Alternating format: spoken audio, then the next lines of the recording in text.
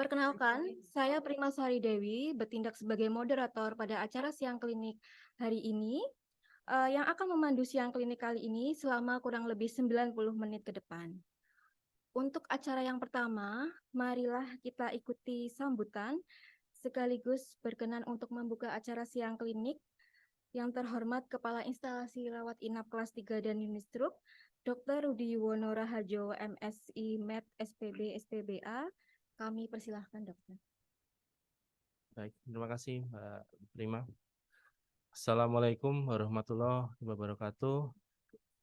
Salam sehat untuk kita semua.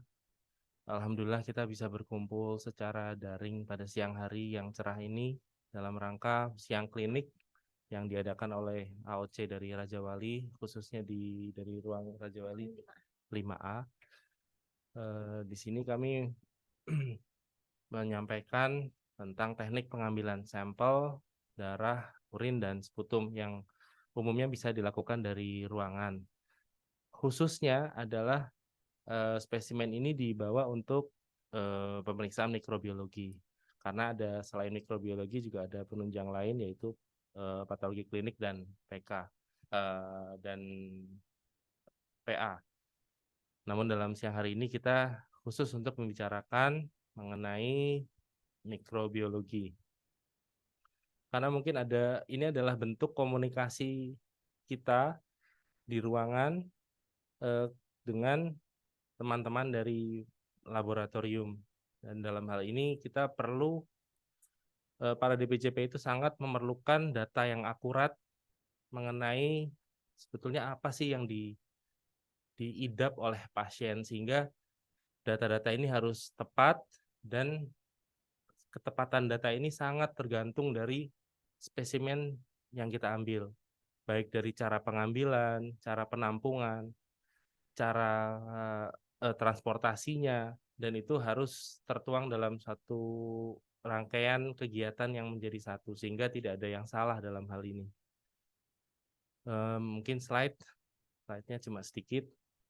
Yang penting adalah hal ini harus diketahui oleh seluruh tenaga kesehatan, baik perawat, dokternya sendiri, bahkan di Karyadi kita ada presiden, kemudian ada peserta didik, baik itu peserta pendidikan keperawatan maupun di kedokteran, ini juga perlu diedukasi untuk di apa ya namanya dilibatkan dalam pengambilan sampel ini agar selalu terjadi refreshing. Selama ini mungkin ada beberapa permasalahan di ruangan, terutama pengambilan mengenai sputum ini yang masih menjadi kendala, sehingga kita belum bisa mendapatkan cara yang tepat atau hasil yang akurat untuk hal ini. Dan kemudian yang perlu juga diketahui adalah cara pengambilan. Bahkan kami di kamar operasi kadang kita memerlukan untuk memanggil petugas atau dokter DPJP, baik itu DPJP maupun residen, untuk pengambilan sampel yang baik dan benar terhadap spesimen yang kami dapatkan di ruang operasi. Jadi kadang kami pun di bedah juga masih berbeda-beda. Misalnya seperti luka yang bernanah. Apakah yang diambil hanya nanahnya, apakah yang diambil dasarnya, ataukah kita juga melibatkan jaringan sehat di sekitarnya. Sehingga kita perlu menyamakan persepsi semua petugas kesehatan, karena kita bekerja ini ada banyak kepala ya, jadi banyak pendapat juga nantinya. Memang dari manajemen kita berusaha menyatukan ini menjadi satu alur atau SPO yang sesuai dan harus selalu direvisi misalnya, atau selalu diperkuat untuk teman-teman ketahui. Dan hasilnya apa yang terjadi kalau ini salah?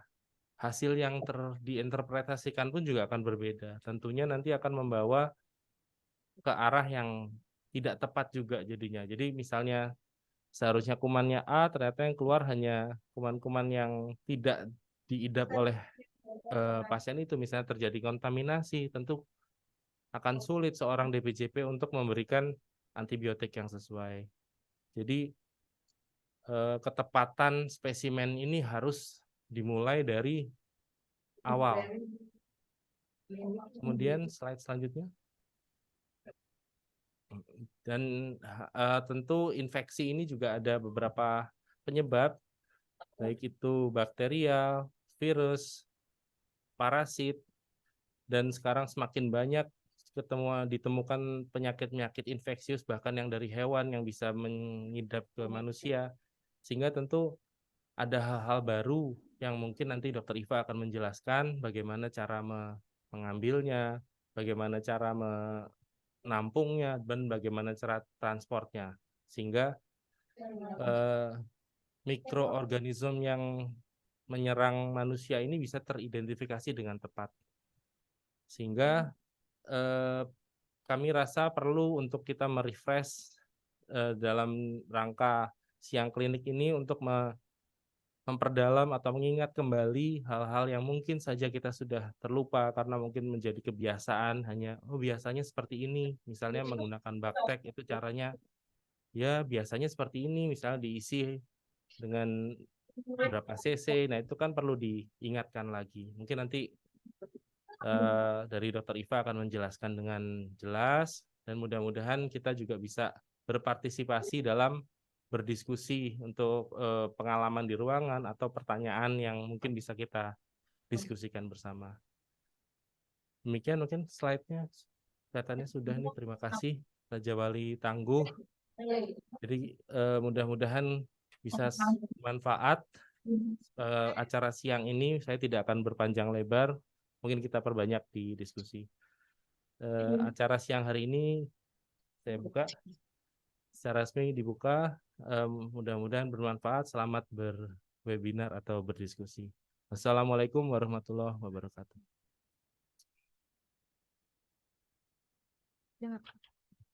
Berikan aplaus dulu. Terima kasih Dr. Rudi untuk sambutannya sekaligus sebagai pembukaan acara siang klinik kali ini. Baik sahabat sehat, memasuki acara yang utama, yaitu penyampaian materi oleh narasumber, nanti akan diisi oleh Dr. Iva Puspitasari SPMK Konsultan, yang kemudian disusul dengan sesi diskusi. Kepada para peserta diharapkan untuk mengikuti acara dari awal sampai akhir, karena nanti ada link absensi juga di tengah-tengah acara yang akan panitia share di kolom chat. Dan apabila nanti ada pertanyaan dari para peserta, bisa gorengannya mesti kolom chat ataupun acara sesi diskusi. Rumah sakit. Makmu anu Langsung saja, ini pasti banyak yang penasaran dengan tema kali ini. Slide-nya Dr. Iva.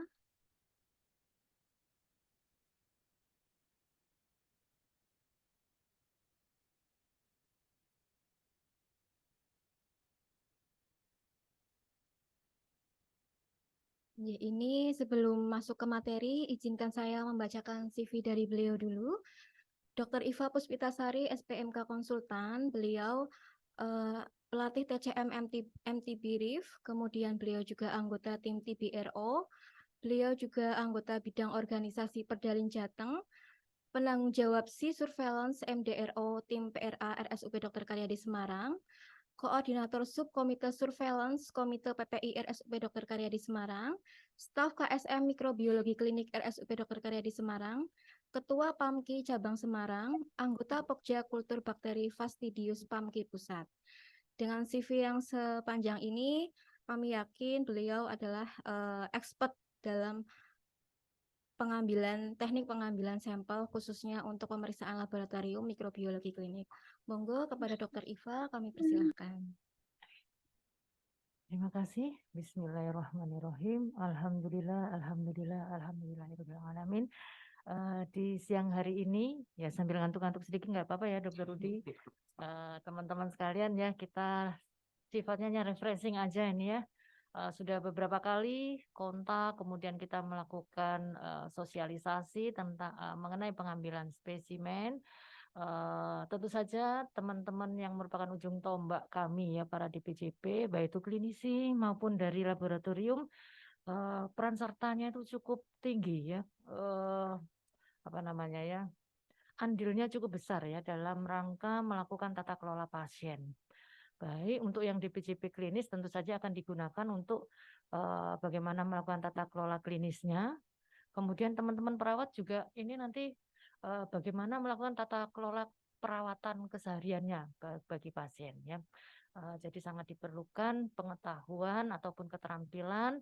Kemudian sebenarnya kami membuka komunikasi yang seluas-luasnya ya bagi teman-teman sekalian kalau ada permintaan dari DPJP klinis untuk melakukan pemeriksaan khususnya pasien-pasien infeksi ya Dokter Rudi ya, Ya. terutama di Raja Wali 5 ini untuk ini merawat pasien infeksi ya Raja Wali 5, Raja Wali 6 6. ya, betul. Nah disinilah peran teman-teman sekalian sangat dibutuhkan untuk pengambilan spesimen yang secara reguler ataupun rutin bisa dibantu dari teman-teman keperawatan.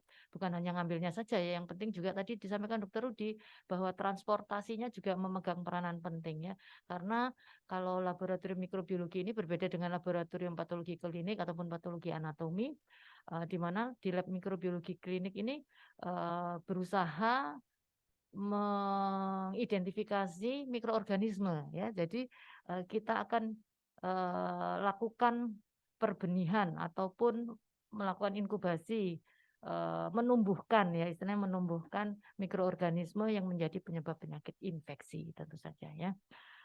Langsung saja saya rasa terima kasih Dokter Rudi dan teman-teman sekalian keperawatan yang memberi kesempatan bagi kami. Satu dari KSM Mikrobiologi, Laboratorium Mikrobiologi, kemudian kami juga dalam hal ini kepentingannya juga dalam pencegahan dan pengendalian dan pencegahan infeksi ya, sangat penting karena ini terkait dengan pengambilan spesimen infeksius ya. Kemudian juga dengan pengendalian resistensi antimikroba karena ujungnya dari hasil identifikasi mikroorganisme ini akan kita pakai untuk pemilihan antibiotik ya dari DPJP klinis ya. Kemudian juga teman-teman keperawatan ya, bagaimana melakukan keperawatan keseharian untuk pasien-pasien infeksi. Apakah memang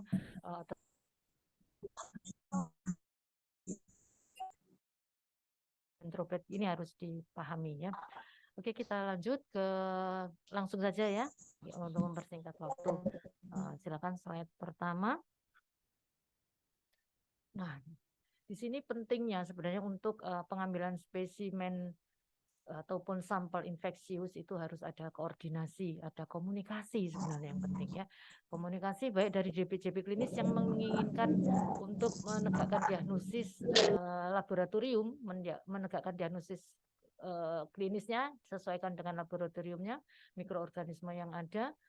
Diperlukan komunikasi ini mintanya dokter, misalkan Dokter Rudi minta pasiennya ada misalkan abses ya dokter ya, abses, jadi dilakukan operasi, tadi seperti contohnya di kamar operasi, kemudian butuh pemeriksaan tentu saja kalau abses itu jaringan ya yang lebih diutamakan, bukan pusnya ya. Kalau pusnya itu sebagaimana diketahui pus itu sendiri adalah suatu produksi dari jaringan akibat adanya infeksi, kemudian di situ hanya kalau kita lihat secara mikroskopis maupun di kultur itu banyak debris-debris aja, jadi sel-selnya udah mati. Di mana mikroorganisme itu sebenarnya yang akan kita cari itu adalah suatu mikroorganisme hidup.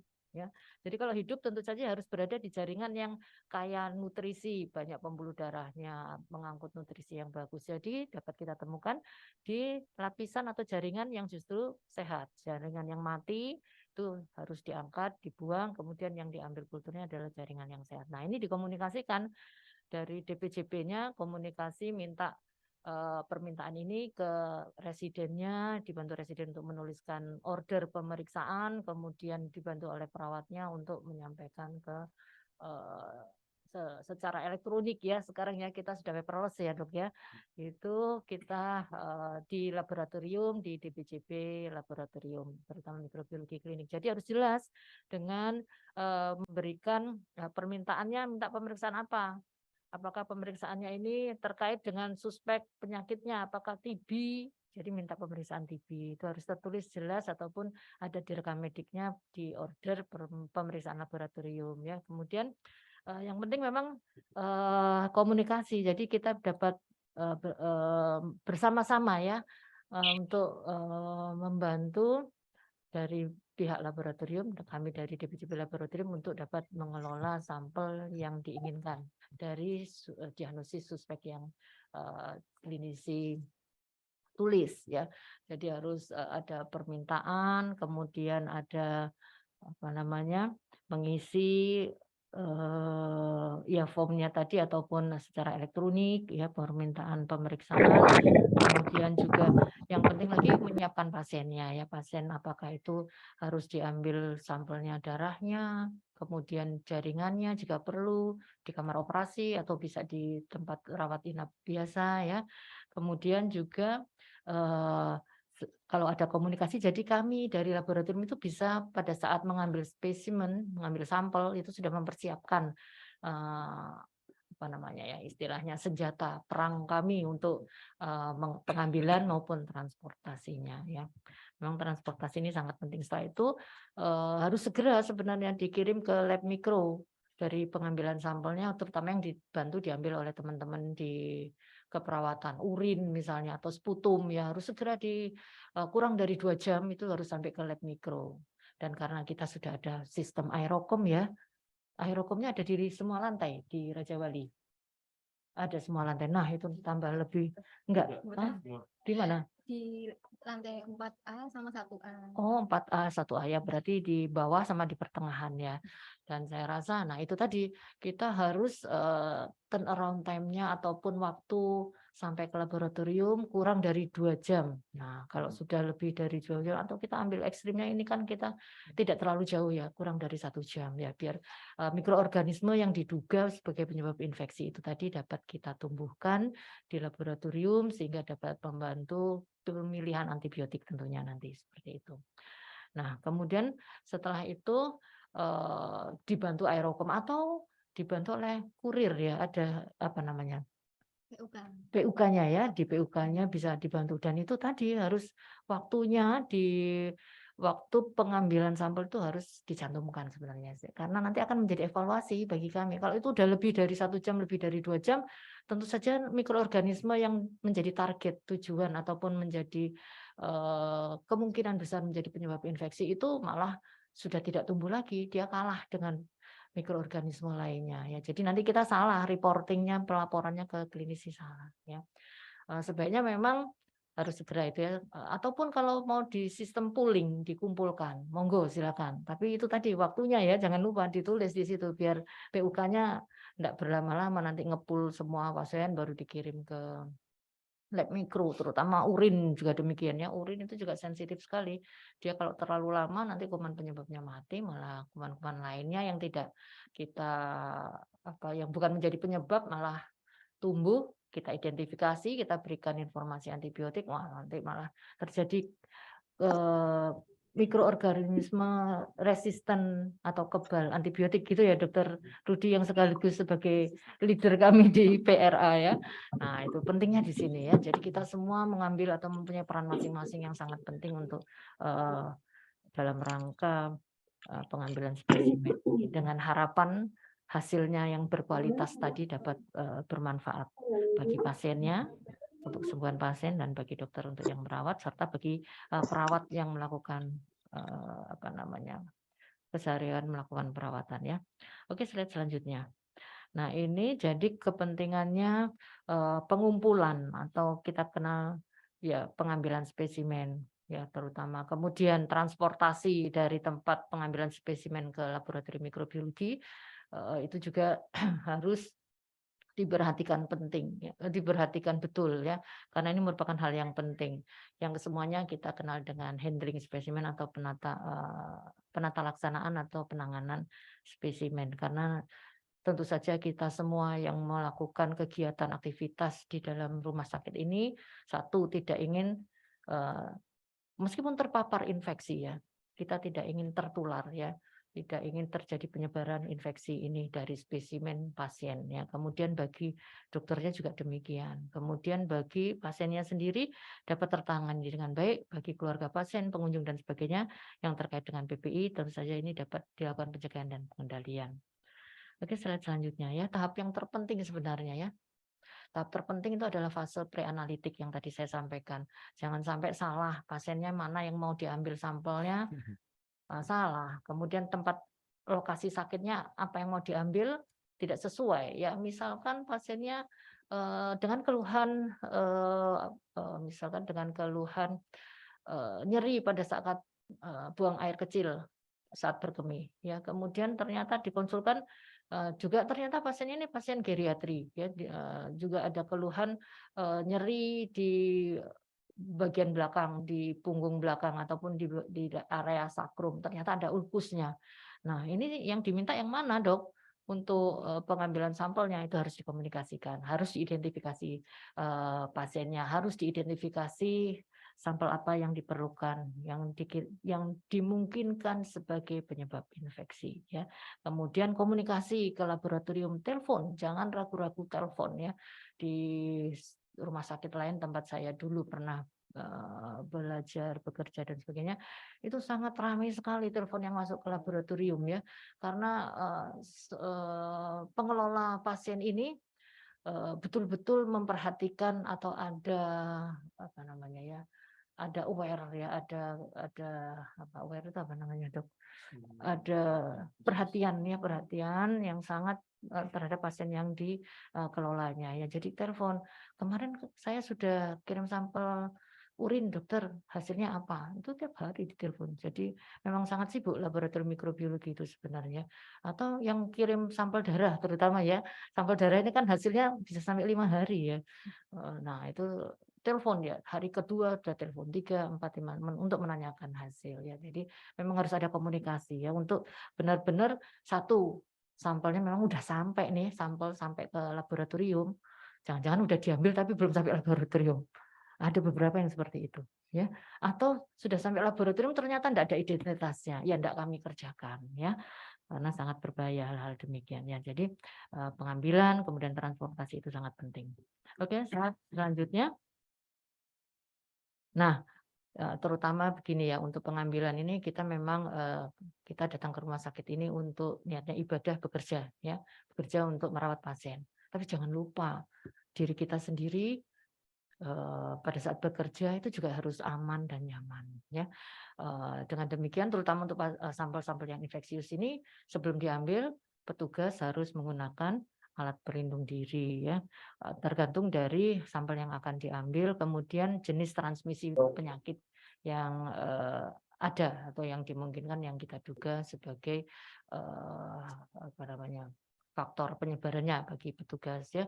Karena kita petugas juga ditunggu di rumah oleh anak, oleh suami kita, oleh orang tua kita. Jangan sampai lebih mengutamakan pasien tapi kita abai terhadap diri sendiri, ya. Jadi sebelum mengambil untuk sampel ini jangan lupa pakai masker kalau itu memang sputum, ya, kemudian yang utama, ya. Kemudian pakai handscoon, gaun kalau itu transmisinya kontak, misalnya ada MRSA dan sebagainya, ya, untuk ngambil apa namanya sampel dari luka, pus dan sebagainya, ya. Gunakan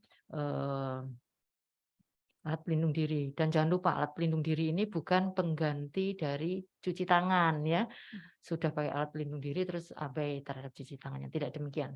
Sebelum memulai pengambilan dan setelah pengambilan lakukan cuci tangan. Kemudian taruhlah sampel ini pada wadah steril, ya. Kalau lab mikro itu karena dibutuhkan untuk menumbuhkan kuman yang penyebab infeksi, bukan kuman kolonisasi, bukan bakteri kontaminasi, jadi wadahnya harus steril dan tidak dicampur oleh cairan pengawet. Beda kalau pemeriksaan dengan untuk pemeriksaan patologi anatomi. Nah, itu boleh diberi atau dicampur dengan pengawet, ya, cairan pengawet. Kalau mikro enggak boleh, sama sekali enggak boleh. Kalau dikasih cairan pengawet mati mikroorganisme penyebabnya, ya. Kemudian wadahnya selain steril juga jangan bocor. Ataupun kalau yang ada tutupnya untuk sputum itu harus ditutup rapat, ya. Nanti kalau dikirim pakai aerokom kalau tidak rapat kopiak-kopiak, iya, ya, masuk ke itu loh, masuk ke tabung vakumnya itu kan, jadi terkontaminasi, tidak dapat dilakukan pemeriksaan mikrobiologi, ya. Oke, itu. Kemudian jadi jangan lupa pakai APD, ya, bagi petugasnya, ya. Kemudian pertimbangan lainnya untuk yang pengambilan sampel yang invasif itu perlu kita inform concern, tanda tangan ya pasiennya ya, terutama untuk yang daerah-daerah yang mudah berdarah dan sebagainya ya perlu kehati-hatiannya, perlu informasi ke pasien ataupun keluarga pasien dalam hal ini ya. Jadi memang diperlukan tepat pengambilan sampel ini supaya hasilnya dapat dimanfaatkan dengan sebaik-baiknya. Memang itu sebagai penyebab infeksi harus tepat tempatnya tadi ya, wadahnya harus steril, kemudian tepat waktu pengambilan sampelnya ya, khususnya untuk pasien-pasien sepsis, kapan kita mengambil darah nanti kita berikan informasi di slide-slide berikutnya. Kemudian juga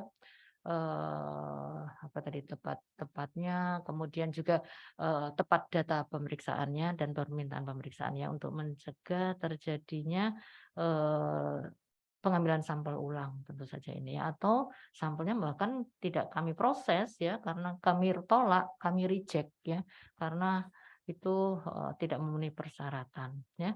Kemudian hal-hal lainnya yang diperlukan, silakan slide selanjutnya. Slide selanjutnya bahwa yang dibutuhkan tentu saja pada pengambilan sampel ini dalam jumlah atau volume yang cukup ya, karena untuk menumbuhkan mikroorganisme itu minimal diperlukan 10⁻³ 10⁻6 sejumlah mikroorganisme baru dapat kita benihkan atau kita kembang biakkan secara artifisial di laboratorium mikrobiologi ya. Kemudian kalau ada komunikasi yang baik, jadi dapat misalkan pengambilannya lama ya, untuk sampai ke laboratorium lama ada medium transport yang perlu kita persiapkan. Jadi memang ini merupakan hal-hal yang krusial ya yang harus diperhatikan pada saat pengambilan sampel. Juga sebenarnya idealnya untuk pengambilan sampel ini untuk menentukan mikroba penyebab infeksi, dalam hal ini bakteri, jamur ataupun virus ya, tetapi kita virus masih banyak keterbatasan, tidak melakukan kultur. Nah, ini diperlukan idealnya diperlukan sampel yang bebas anti mikroba, jadi anti jamur, anti bakteri ya. Namun nggak bisa 100% kita lakukan ini karena pada umumnya pasien-pasien yang datang ke rumah sakit kita sudah shopping dokter, shopping antibiotik ya. Nah, itu udah di luar udah mendapatkan hal-hal yang demikian, jadi masih bisa kita ambil sampelnya karena ternyata medium ataupun pemrosesan di laboratorium ada yang dapat mengikat keberadaan antibiotik tersebut ya. Tapi idealnya harus bebas antibiotik sebenarnya yang untuk yang bakteri. Itu kemudian slide selanjutnya. Nah ya yang terpenting karena Dr. Rudi dan teman-teman klinisi yang untuk menegakkan penyakit infeksi ini yang diperlukan adalah mikroba penyebab infeksi, bukan mikroba kolonisasi atau kontaminasi. Ya, jadi memang diperlukan teknik-teknik tersendiri untuk menghindari mengambil kolonisasi mikroba, misalkan di mulut ya, yang tadi ya mengambil sputum ya, sputum itu sebenarnya yang terbaik memang kalau kita melakukan, apalagi infeksi pneumonia ya dokter ya, jaringan paru yang paling dalam, infeksi saluran nafas paling dalam, itu memang paling bagus kita pakai pakai bal atau pakai penunggu alveolar lavas atau pakai istilahnya yang protective brush yang mestinya harus yang protektif. Itu untuk menghindari, di mana diketahui bahwa di rongga mulut kita itu banyak sekali flora ya, di situ banyak sekali bakteri-bakteri yang tumbuh di situ yang bukan menjadi penyebab infeksi. Di situ dia memang sebagai flora normal. Nah, pada saat pengambilan jangan sampai terkena itu, tapi ada juga kita perlu bisa menegakkan pengambilan dari penyakit infeksi saluran nafas ini dengan sputum ya, dengan sputum itu untuk menghindari dari flora mulut, flora oral yang bukan penyebab infeksi ini, pasiennya diminta untuk kumur-kumur dulu, misalkan ya kumur air hangat ya, kumur 2-3 kali, kemudian tarik nafas panjang, 1, tarik nafas panjang lepaskan, 2, tarik nafas panjang lepaskan. Yang ketiga, nah itu diminta untuk berdahak ataupun batuk yang keras, kemudian sudah kita siapkan dulu pot sputum sterilnya, Kemudian pasien diminta untuk mengeluarkan dahaknya di dalam pot sputum tadi. Kemudian pot sputum tadi ditutup, kita pot sputumnya pilihnya dengan tutup ulir ya agar tidak mudah terbuka ya. Oke, itu ya. Jadi yang penting hindari kontaminasi dari flora di sekitarnya dengan cara yaitu mengumpulkan pengumpulan spesimennya dengan teknik-teknik yang seperti saya sampaikan. Kemudian misalkan dengan pengambilan untuk kultur darah. Nah, ini diperlukan tindakan aseptik ya, tindakan aseptik. Jadi kita memberikan antiseptik secara pengambilannya secara asepsis ya. Jadi sebelum diambil darahnya ini dulu ya, tentukan dulu venanya yang mau diambil yang mana, diraba dulu, kira-kira udah fix, sudah tahu vena yang akan diambil misalkan di area kubiti ya, di lengan bawah, kemudian atau pada saat pengambilan pemasangan infus juga bisa ya bersamaan. Nah, itu di antiseptik dulu dengan alkohol ya 70%. Kemudian ditunggu dulu 1 menit ya, kemudian diusap lagi dengan povidone iodine ya, boleh povidone iodine atau chlorhexidine ya, kita punyanya apa. Kemarin kesepakatannya pada saat kita melakukan pelatihan dari CDC ya, kita ditingkatkan kemampuan kita untuk pengambilan kultur darah ini, kita pakai povidone iodine. Bagaimana? Apakah di ruangan Raja Wali sudah tersedia ya povidone iodine? Ada ya? Perlu dimintakan ke farmasi atau memang bagaimana sistemnya ya? Jadi sebaiknya itu, dan itu ternyata sangat betul Dokter Rudi ya. Setelah kita lakukan step-step sesuai dengan arahan dari CDC, kita dapat menemukan mikroorganisme yang fastidius yang sulit tumbuh itu mulai banyak yang bisa kita kultur. Dulu setahun itu cuma ketemu 2-3. Sekarang mulai Januari kemarin sampai Juni, itu kita sudah ketemu 82 mikroorganisme penyebab infeksi. Jadi memang dibutuhkan penyebab infeksi ya, bukan kontaminasi. Nanti ada slide saya yang berikutnya bagaimana mengambil kultur darah itu memang tidak mudah ya teman-teman ya. Tapi kita sudah berupaya untuk supaya tidak terkontaminasi dengan flora kolonisasi atau kontaminasi, kita lakukan tindakan aseptik ya.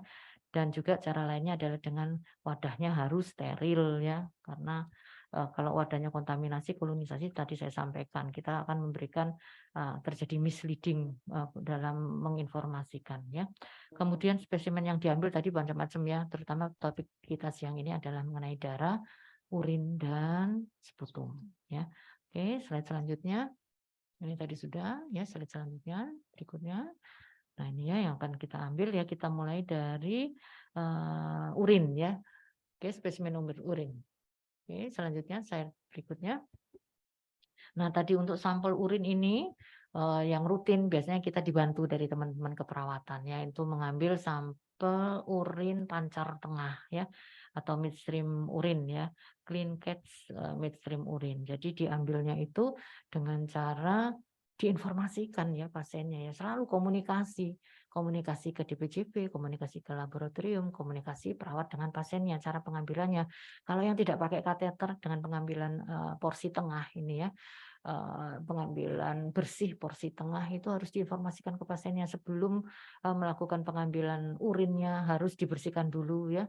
Kalau cowok prepuciumnya ditarik ke belakang, kalau dia tidak sunat ya dibersihkan dengan air hangat di kasa ya, kasa air hangat. Kemudian untuk yang wanita diminta duduk di toilet, kemudian kakinya dibuka lebar-lebar, kemudian labium mayoranya dibuka dengan tangan kanan, jari-jarinya, kemudian dibersihkan dulu dengan air sabun ya. Terus setelah itu tidak usah dibersihkan tidak usah dilap dengan tisu ya, tapi langsung dikeluarkan air kemihnya, baik yang laki maupun perempuan tadi ya, dikeluarkan, dihitung aja 1, 2, 3 dibuang dulu ya, 4, 5, 6 ditampung, masukkan wadah steril ya. Setelah itu kita cuma butuh sedikit aja, cuma ausel ya 0, sekian mili ya. Kemudian setelah itu silakan diteruskan pipisnya sampai terakhir. Jadi yang kita ambil porsi tengah yang dimaksud adalah yang demikian ya. Dibuang dulu yang bagian awal untuk menggelontor bakteri-bakteri atau kolonisasi yang ada di luar.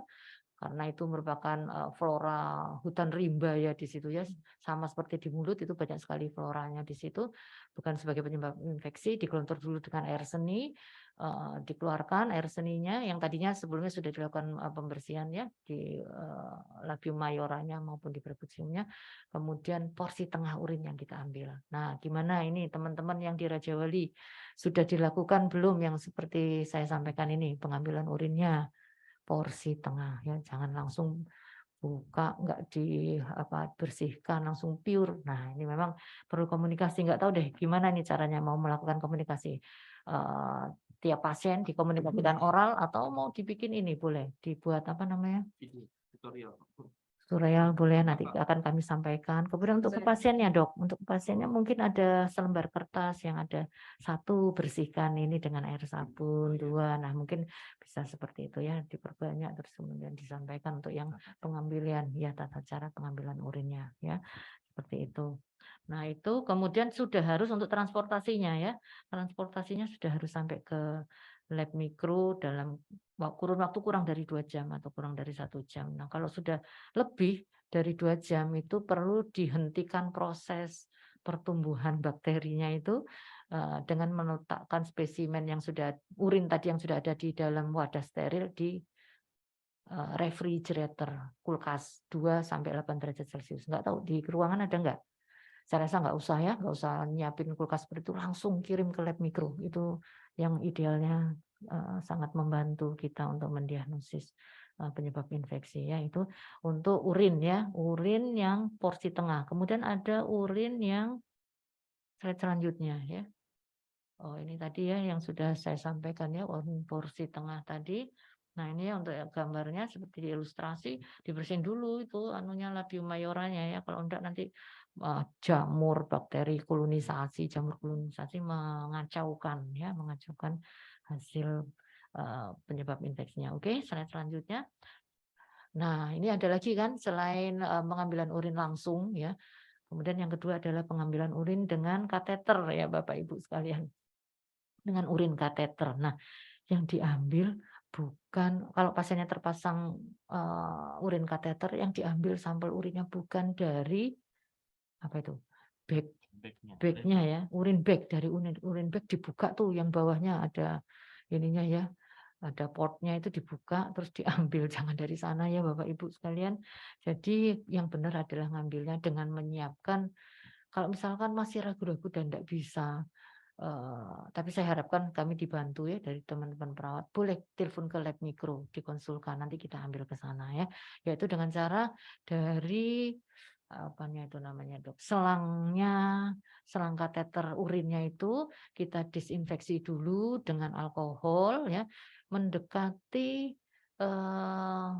Orifisium uretra externum ya itu kita desinfeksi dengan alkohol 70% ya kemudian bagian bawahnya itu kita klem dengan klem arteri boleh atau kalau nggak ada wes diikat aja pakai apalah itu ya pakai kasa pakai apalah bisa ya nah gitu jadi situ diklem dulu kemudian kita disinfeksi tunggu dulu setelah disinfeksi kita butuh waktu ya semua butuh waktu proses ya kita juga tumbuh berkembang butuh proses ini juga demikian ya jadi ditunggu dulu supaya bekerja dulu disinfektannya ini ya sekitar 1 menit ya kita tunggu setelah itu dengan spet steril dengan ujung jarumnya yang kita jaga sterilitasnya kita ambil urin cukup 3 cc itu cukup ya dari spet yang ada needle-nya itu kita 3 cc cukup kemudian setelah itu buang jarumnya ini tadi ke box safety box itu ya yang dari karton itu kemudian pindahkan yang dari siring ini tadi ke dalam pot steril ya pot sputum itu Oke, terus setelah itu kasih label, jangan lupa ya identitas pasiennya, kemudian kirim ke laboratorium. Jangan lupa petugas tadi juga harus pakai alat pelindung diri ya, kalau ambil urin ya bisa pakai sarung tangan ya. Tuh. Oke, kemudian berikutnya ini tadi ya untuk pasien-pasien dengan yang dipasang dengan kateter urin, jangan lupa ngambilnya bukan dari kantong urinnya, bagnya ya, tidak dapat digunakan untuk ini apa namanya mengidentifikasi. Kemudian juga ujung kateternya juga tidak dapat kita pada kondisi reguler, tidak perlu atau tidak bisa dikultur, dikirim untuk dilakukan kultur ya ujung kateter urinnya ya, cukup urinnya saja. Oke, selanjutnya ini adalah bentar.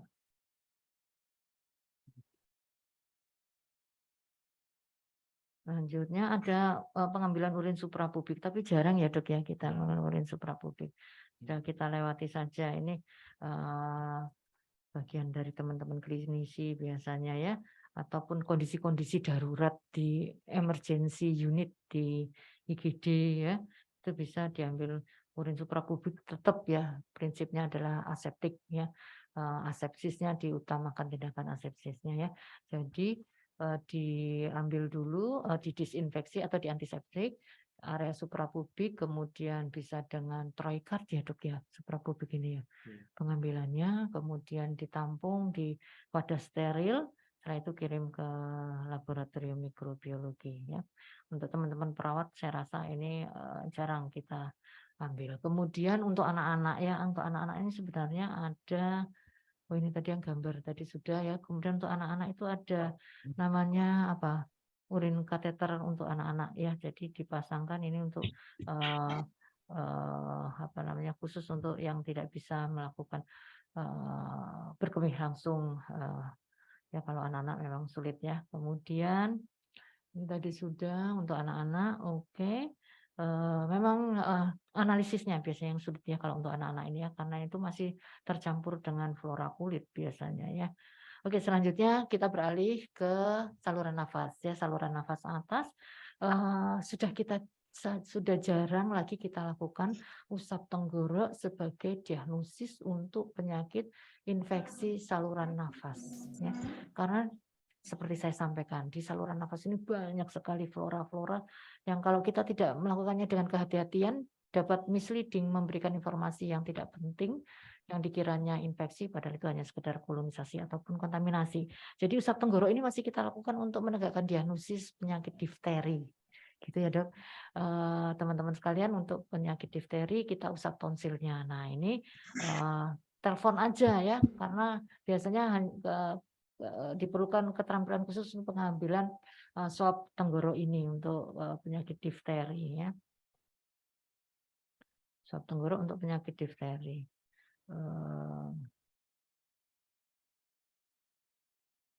Kemudian selanjutnya adalah untuk saluran nafas bawah ya. Tadi sputum sudah saya singgung ya, ini untuk yang infeksi saluran nafas bawah.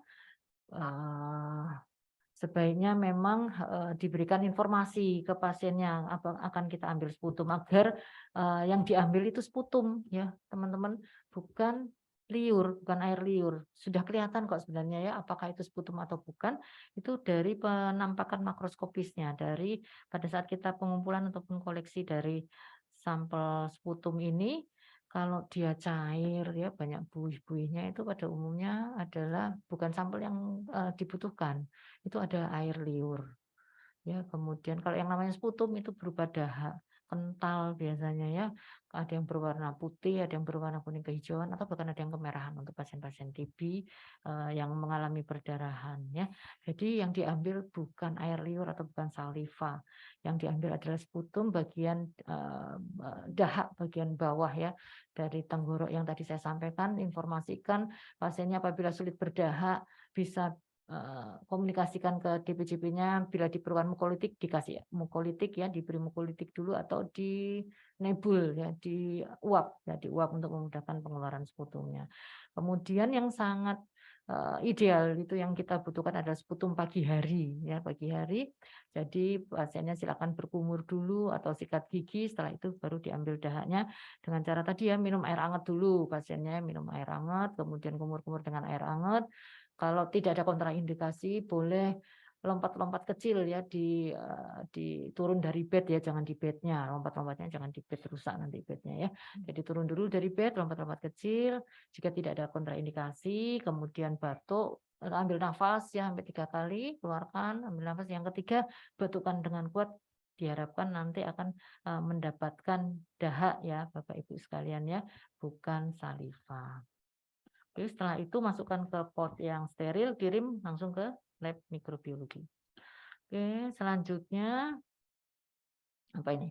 Oh ya, juga ada pengambilan sputum apabila pasien tidak sadar ya. Ini sangat enak ya sebenarnya kalau pasien yang tidak sadar itu, yang sudah terpasang ET tentu saja ya. Kalau tidak sadar, tidak terpasang ET, waduh ya dok, susah ya dok. Jadi kalau yang tidak terpasang ET, pasien tidak sadar, boleh bisa kita mintakan disiapkan gudel. Benar ya, namanya gudel ya. Nah, gudel itu nanti apa namanya, selang suctionnya ya, selang suction yang kita untuk ambil sputum itu kita masukkan dengan arahan atau bantuan biar tidak ke sana kemari ya, tidak mengambil yang kolonisasi dan kontaminasi, pakai gudel di aspirasi gitu ya. Kemudian untuk yang ada ET-nya ya sama ya, prinsipnya ya seperti tadi, diambil, diaspirat, di suction, kemudian masukkan ke tabung mukos trap yang tutupnya kuning itu loh ya Bapak Ibu ya. Nah, itu sangat kita sukai di lab mikro ya, dengan harapan tidak ada kolonisasi, tidak ada kontaminasi. Tentu saja nanti ada proses analisis ya, analisis di lab mikrobiologi untuk menentukan bahwa ini memang sampelnya, sputumnya layak untuk diteruskan diperiksa atau tidak layak ya, ada kaidah-kaidahnya tersendiri. Oke, selanjutnya, slide selanjutnya. Nah, tadi saya sampaikan ya, ada sampel-sampel lainnya yang bisa diambil. Tentu saja ini contohnya tadi bal ya, kemudian bisa lakukan pemeriksaan aspirasi untuk pemeriksaan infeksi respiratorik. Ini bisa apa dok, cairan apa namanya, efusi ya, cairan efusi pleura ya, itu juga bisa. Kemudian bronchial lavas, kemudian bisa liquor cerebrospinal ya untuk kasus-kasus meningitis, kasus-kasus infeksi saluran, infeksi sistem saraf pusat ya, kemudian bisa aspirat lambung ya, itu bisa ya. Oke, ini tentu saja dibutuhkan sejumlah khusus tadi ya, dibutuhkan sejumlah khusus minimal 50 cc, minimal sekian cc ya, bisa dilihat di situ ya, untuk agar tidak lolos kita melakukan identifikasi. Oke, selanjutnya terakhir ya, ini terakhir mengenai kultur darah ya. Bapak Ibu sekalian, terima kasih diberi kesempatan untuk sosialisasi tentang pengambilan kultur darah, karena nanti kita juga akan disupervisi dari CDC bulan Juli ini untuk apakah kita sudah benar nih cara ngambil kultur darahnya, seperti yang kemarin di tahun 2002 bulan Juni kita udah di training ya. Semoga teman-teman kemarin perwakilan yang ikut ya dari IPCLN-nya, semoga sudah disosialisasikan ya untuk pengambilan kultur darah. Ini ada 5 hal penting ya. Slide selanjutnya, yang diambil adalah darah, yang diperlukan di sini adalah darah vena ya. Kita tidak memerlukan darah arteri ya, bahaya kalau ngambil tidak aseptik, nanti malah infeksi pasiennya. Infeksinya cepat kalau arteri itu ya, langsung ke jantung, langsung menyebar. Nah ya, jadi yang diambil untuk menentukan infeksi sepsis atau bakteriemia itu yang diambil adalah dari darah vena yang terbaik ya. Kemudian memang tadi saya sampaikan yang paling baik adalah sebelum diberikan antibiotik, tapi jangan khawatir. Botol penampung darah untuk dilakukan kultur kita itu mengandung zat resin, yang artinya di dalam botol darah tersebut untuk menampung darah ada zat yang mengikat antibiotik-antibiotik. Banyak sekali antibiotik yang bisa diikat sehingga diharapkan bakteri yang berada di darah tersebut dapat kita tumbuhkan ya. Kemudian volumenya jangan lupa, selalu volumenya harus adekuat. Untuk anak-anak itu 1-3 cc, untuk dewasa 8-10 cc ya volumenya. Dan sebenarnya idealnya yang diperlukan itu 2 set ya Bapak Ibu ya. 2 set itu terdiri dari 3 botol kalau dewasa. yang 2 untuk kultur aerob, yang 1 untuk kultur anaerob. Ya, jadi misalkan itu dewasa, jadi minimal dibutuhkan 30 cc ya berarti ya, masing-masing 10 cc. Nah, ini diharapkan bisa menangkap ataupun menumbuhkan bila memang ada bakteri di darah tersebut ya. Kalau di luar itu malah sampai 4 botol ya, tapi nggak tahu kita bisa nggak itu 4 botol. Nanti habis uangnya BPJS untuk kultur darah aja ya sudah. Jadi kita udah kesepakatannya cukuplah 2 botol itu untuk dewasa ya. Kemudian lokasinya juga ya, lokasi pengambilan darahnya ini seperti tadi disampaikan harus secara aseptik ya, agar yang tumbuh bukan Staphylococcus epidermidis yang itu merupakan flora normal kulit, tapi Staphylococcus yang lain kalau memang penyebabnya adalah Staphylococcus ya. Kemudian waktu pengambilannya ya, waktu pengambilan juga dari informasi hipotesisnya itu 30 menit dari puncak panas. Nah, disinilah pentingnya ya. Kita selalu melihat kurva panas pasien ya. Itu bisa dilihat nggak ya di rekam medik ya? Nah, Bapak Ibu, ada kurva harian toh. Nah, itu pada saat untuk pasien-pasien misalkan dokternya minta aku minta kultur darah dari klinisinya ya.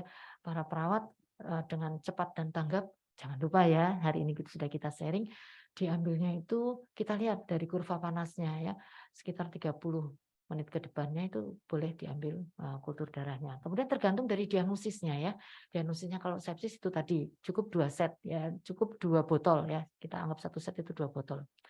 Nah, kemudian kalau pasiennya dengan curiga ini teman-teman ya yang di ruang perawat elang, oh enggak ada ya ini di Raja Wali ya. Enggak apa-apa deh yang di Raja Wali dengan diagnosis subakut endokarditis atau IE, infektif endokarditis. Nah, yang diambil bukan 2 botol ya Bapak Ibu, diambilnya 3 botol ya dengan selang waktu 30 sampai 60 menit.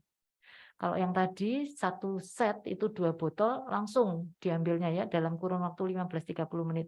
Karena teorinya itu bakterinya akan tidak dapat kita temukan di sistem retikuloendotelial system dalam waktu 15-30 menit. Jadi pada diagnosis sepsis diambilnya 2 botol langsung ya 5-15 menit gitulah paling lama ya. Jadi kita ambilnya seperti itu. Kalau yang tadi infektif endokarditis, subakut endokarditis yang diambil itu 3 botol. Masing-masing dari botol pertama, kedua itu selangnya 30-60 menit. Jadi ada 3 botol ya yang dikirim ke laboratorium. Kemudian jangan lupa itu juga ditulis di label ya, diagnosisnya apa. Jadi bisa kita inkubasikan karena berbeda ya. Untuk yang sepsis ini cukup 5 hari, 5-7 hari. Tapi kalau yang infektif endokarditis kita inkubasikan sampai 14 hari, 2 minggu. Kadang kan kesel ya perawatnya, dokternya, residennya ini kenapa kok nggak keluar-keluar hasilnya ya kan. Kita karena untuk yang diagnosis IE dan subakut endokarditis ini sampai hari ke-14 baru kita informasikan. Kalau sebelum hari ke-14 sudah tumbuh ya tentu saja akan kami informasikan ya. Oke, slide selanjutnya. Nah, ini ya indikasi untuk pengambilan darah untuk kultur ya, tentu saja dengan pasien dengan dugaan panas, kemudian ataupun dengan hipotermi ya. Hipotermi ini khususnya untuk pasien-pasien yang imunokompromis, pasien geriatri ya. Bisa dengan petunjuk lainnya yaitu adanya marker infeksi lainnya leukositosis ya lebih dari 10.000. Pemeriksaan leukosit darahnya, kemudian ada granulositopenia, ada hipotensi, kemudian ada vokal infeksi seperti pneumonia atau saluran kencing dan sebagainya. Ini lebih cocoknya sih kalau dia pneumonia yang diambil sputum, kalau UTI yang diambil juga urin ya, tapi mungkin ada kejadian-kejadian yang bakterinya juga bisa masuk ke peredaran darah atau yang kita kenal dengan urosepsis ya, itu bisa diambil kultur darahnya juga ya. Oke, itu adalah hal penting yang perlu kita perhatikan ya, yang menjadi indikasi. Kemudian yang harus diperhatikan adalah tadi ya sudah ya di awal ya fase preanalitik ini penting yaitu adanya order, permintaan pemeriksaan, kemudian label dari pasien ya. identitas dari pasien harus lengkap juga dengan kalau kita label identitas itu kan minimal 2 ya, adalah nama pasien dan nomor rekam medik atau CM-nya ya. Kemudian juga permintaannya diminta dituliskan juga ya. Kemudian identitas pasien ini, label identitas pasien kalau mau mengirim kultur darah jangan menutupi barcode ya. Di botol perbenihan itu ada barcode yang kita perlukan untuk identifikasi botol tersebut di mesin laboratorium ya. Jangan ditutup dengan label nama identitas pasien ya. Jadi nanti kami kesulitan, nanti kalau diklentek wah susah nanti ya, nanti akan ikut terbuang, terkelupas ya. Kemudian juga pada saat pengambilan ya, tadi saya sampaikan pengambilannya harus aseptik ya. Jadi perhatikan betul penggunaan antiseptik ya dalam hal ini. Pertama tadi alkohol 70%, biarkan kering 1 menit, kemudian setelah itu dengan povidone iodine atau dengan chlorhexidine 2 sampai 4 menit ya. Oke, kemudian yang penting lainnya adalah setelah itu setelah diambil pada saat pengambilan jangan lagi setelah dilakukan antisepsis itu jangan lagi dipegang-pegang dengan jari perawat ya untuk meyakinkan lagi ini area mana yang mau diambil. Jadi dipegang-pegang, dipalpasi itu belum dilakukan antisepsis. Ya setelah itu diambil. Nah ini kadang-kadang memang sulit sekali ya untuk mengambil kultur darah ini terutama anak-anak. Kadang kita fiksasi ya jarum yang digunakan itu kita tekan ya, itu nggak diperkenankan ya karena nanti akan timbul kontaminasi ya dari tangan petugas atau dari kulit penderita. Kemudian dan yang penting lagi setelah diambil dengan volume yang cukup ya, tadi dewasa 8 sampai 10 cc, anak-anak 1 sampai 3 cc. Nah, itu kemudian dimasukkan ke botol perbenihan ya, dimasukkan ke botol perbenihan. Jangan lupa pada saat akan memasukkan ke botol perbenihan dibuka dulu tutup botolnya, kemudian dilakukan disinfeksi dengan alkohol ya. Setelah itu baru jarum suntiknya masukkan ke botol, dimasukkan, dan itu karena botolnya vakum jadi otomatis dia akan terisap sendiri masuk ke dalam botol ya. Setelah itu dibuang jarumnya ke tempat box safety, kemudian siringnya juga dibuang ke tempat sampah infeksius. Kemudian ini botol perbenihannya tutupnya dikembalikan, kemudian dilakukan fiksasi ya dengan plester atau dengan Hipafix ya. Setelah itu segera kirimkan ke laboratorium mikrobiologi dengan volume dan ini tadi kaidah-kaidah sepsis antisepsisnya ya. Kemudian jangan sampai lebih waktu ya dibiarkan. Oh ya, kalau misalkan ya itu mau dilakukan pooling, pengirimannya pooling ya, dikumpulkan dulu, jangan sekali-kali masukkan ke refrigerator. Biarkan aja itu di suhu ruangan, biarkan letakkan di meja di keperawatan situ, apalagi trolinya situ ya. Jadi jangan dimasukkan ke kulkas. Nanti akan mengganggu proses pemeriksaan di laboratorium ya. Jadi kesemuanya ini selanjutnya kita berkomunikasi, sosialisasi yang ini adalah untuk menurunkan angka-angka kontaminasi ataupun pertumbuhan kontaminan di laboratorium, terutama untuk yang darah ini gunakan antiseptik yang tepat ya. Kemudian untuk meningkatkan positivity rate ya, nanti kita lihat bahwa ternyata yang masuk ke lab mikro itu positifnya tinggi, tapi positif karena bakteri kolonisasi ya. Jadi untuk menghindari hal ini kita harus mengetahui kapan waktu yang tepat untuk mengambil kultur darah ini, kemudian volume dan jumlah pengambilannya ya. Oke, kita lihat sekarang ya, slide selanjutnya ya. Ini adalah 10 penyebab mikroorganisme dari kultur darah ya. Terbanyak ya, ada Staphylococcus aureus, E. coli itu memang penyebab atau bakteri patogen ya, penyebab infeksi. Tapi di sini juga ditemukan Staphylococcus yang koagulase negatif ya, dan ini merupakan kontaminan ya. Sebagaimana diketahui ternyata yang kontaminan ini memang bisa menjadi penyebab penyakit infeksi juga ya, yang kontaminan seperti Staph epidermidis. Kemudian tapi ini harus di kedua botol yang kita ambil itu harus positif. Jadi itu memang true infeksi. Tapi yang ternyata yang true infeksi itu hanya 12,4%, Dok. Yang lainnya dari 2 botol yang diambil itu cuma 1 yang tumbuh, dan itu adalah kita sepakat 81,9% itu kontaminasi ya. Ini enggak baik ini jadi hasil yang kita temukan. Kemarin ini masih cukup tinggi juga ya untuk kontaminasi rate-nya di lab mikro itu ada sampai 42-49%. Dan itu melewati sangat-sangat melewati slide selanjutnya, sangat-sangat melewati batas maksimumnya ya. Ini dapat dilihat di sini ya, cukup banyak sebenarnya kultur darah yang dikirimkan ke lab mikro, tapi itu tadi ternyata positif, tapi positif kontaminan. Wah, itu sangat misleading lagi ya. Coba dilihat di di slide selanjutnya ya. Nah, ini juga adalah 10 kuman terbanyak ya dari rawat jalan ya. Staphyridan ya.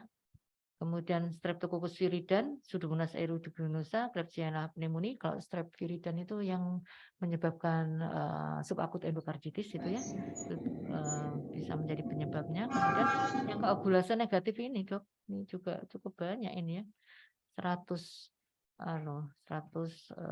isolat yang bisa kita tumbuhkan ya. Oke, ini jadi nggak bagus ya. Dan ini sebenarnya slide selanjutnya bahwa kontaminasi rate dari baik rawat jalan maupun rawat inap ya, kita hitung ternyata cukup tinggi 44,9%. Padahal yang diperkenankan batas tertingginya itu kurang dari 3%. Wow ya dok, ternyata. Nah ini kita perlu introspeksi ya sama-sama lah ya, yang kami dari laboratorium kita juga introspeksi dalam hal pengolahannya, kemudian yang dari teman-teman di keperawatan sangat kami mohon pada saat pengambilan itu tadi ya kaidah-kaidah antisepsisnya itu harus betul-betul berjalan dengan baik. Apa sih yang menjadi kekurangan? Apakah nggak tersedia povidone iodine di tempat pengambilan atau apa misalkan apa nggak tersedia apalagi yang untuk pengambilannya ini ya, apa kalau ambil darah pakai handscoon enggak ya, pakai handscoon Oke ya, handscoon saya rasa karena efisiensi apakah berkurang? Tidak ya, enggak boleh ya itu untuk keselamatan kita juga ya. Nah, kemudian selanjutnya ini ya, apa itu? What is the best ya? Jadi kapan waktu untuk pengambilan darah? Ya, tadi sudah saya sampaikan bahwa pengambilan darah itu sesaat setelah demam ya. Coba kita lihat misalkan slide selanjutnya. Nah, itu ya. Itu ada slide selanjutnya kurva ya. Ini untuk memudahkan kita untuk mengambil darah. Saya sampaikan tadi 30 menit ke depan itu merupakan saat-saat terbaik untuk mengambil kultur darah pada saat setelah pasien pada puncak demamnya ya. Oke, selanjutnya berapa banyak sampel darah yang diambil untuk kultur darah ya. Tadi sudah saya singgung ya. Slide selanjutnya bahwa untuk jumlahnya sendiri volumenya untuk dewasa 8-10 cc, kemudian untuk balita anak-anak pada umumnya 1-3 cc ya. Apabila volume ini kurang tentu saja akan menurunkan sensitivitas ataupun menurunkan kemampuan kita untuk mengidentifikasi mikroorganisme yang ada di darah tersebut ya. Oke, slide selanjutnya. Itu untuk volumenya. Kalau untuk jumlah botolnya tadi sudah saya sampaikan ya. Untuk yang sepsis, untuk yang bakteriemia itu cukup 2 botol. Kalau yang kelainan darah jantung ya itu 3 botol. Nah, ini adalah juga ya sebagai acuan kita untuk melakukan pengambilan kultur darah pada anak-anak ya berdasarkan berat badan ya ini ya. Weight ya berdasarkan berat badan pasien kurang dari 1 kilo, antara 1-2 kilo, kemudian sampai 12 kilo itu dibutuhkan memang kalau sulit ya bisa diambil kultur darah cuma 1 dengan volumenya ya kalau anak kurang dari 1 kilo itu 0,5 sampai 2 cc ya. Kemudian kalau lebih dari 2 kilo itu 1,5 sampai 4 cc. Kemudian kalau 12 berat badannya lebih dari 12 itu sampai 12 3 sampai 6 cc ya dalam sekian botol ya. Oke, itu untuk anak-anak ya petunjuknya ya yang ada. Tapi Raja Wali nggak ada anak-anak ya. Oke ya. Oke, kemudian, nah ini slide selanjutnya ini merupakan efek dari volume darah yang kita ambil ya. Slide selanjutnya ya, semakin volumenya semakin banyak, tentu saja sensitivitasnya makin tinggi ya. Jadi kalau cuma ngambil satu botol, di satu botol aja dewasa 8 cc ya, 8 cc itu di bawah 40% positivitasnya, positivitasnya. Ini enggak kita harapkan banget, sulit nih kita dari laboratorium memberikan informasi apakah ini penyebab infeksi atau bukan ya. Apalagi dokter yang menangani ya untuk memilih antibiotiknya atau apakah ini perlu antibiotik atau tidak. Justru yang di awal itu ya dok ya, indikasi apakah ini perlu antibiotik atau tidak. Nah, kalau itu semakin banyak kita ambil ya, misalkan tadi 3 botol ya, berarti 30 cc ya. 30 cc itu sudah 90% ya dok ya, mendekati 90%. Kalau 2 botol itu 20 cc-an ya, itu sekitar ya mendekati 70-80% ya sudah memberi panduan bagi klinisi untuk melakukan terapi pemilihan antibiotik berdasarkan hasil identifikasi dan AST dari lab mikrobiologi. Kemudian slide selanjutnya untuk pediatrik demikian ya, tadi sudah saya sampaikan berdasarkan berat badan kita berapa cc untuk pengambilan darahnya ya untuk kultur. Oke, slide selanjutnya. Nah ini ya untuk tadi saya sampaikan ya untuk Staphylococcus epidermidis kalau diambilnya cuma 1 botol yang keluar Staphylococcus epidermidis 97% itu kontaminasi. Jangan diterapi meskipun kita keluarkan AST-nya, jangan sekali-kali diterapi ya dok. Bukan infeksi, dia kontaminasi. Kalau dia diambil 2 botol, tetapi yang positif ternyata hanya 1 botol, sama dok. Di situ teman-teman perawat ya, di situ ternyata 95% kontaminasi. Jangan diberi antibiotik, nanti terjadi resistensi ya. Jadi idealnya kita ambil 2 botol, dua-duanya tumbuh. Kalau misalkan itu Staph epidermidis, ya dua-duanya tumbuh itu ya signifikan rate-nya itu 60%. Bolehlah dok itu diberikan terapi antibiotik karena angka kontaminasinya kecil ya, 3% dapat dilihat di situ. Oke. Selanjutnya nah ini tadi ya berapa banyak botol yang dibutuhkan untuk kultur darah ini tadi disampaikan kalau dia sepsis ya ataupun reguler infeksi bakteriemia kita cukup 2 botol ya kemudian diambil saat itu juga ya 15 menitan 30 menit boleh ya kalau pengambilan pertamanya sulit untuk ke pengambilan kedua ya bolehlah 15% karena tadi ya hipotesisnya bakterinya secara intermittent ataupun secara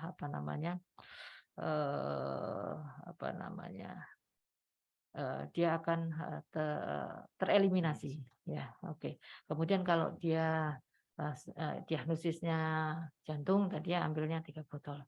Oke, yang sering menjadi pertanyaan. Kemudian berapa lama sih saya nunggu untuk hasil kultur darah ya.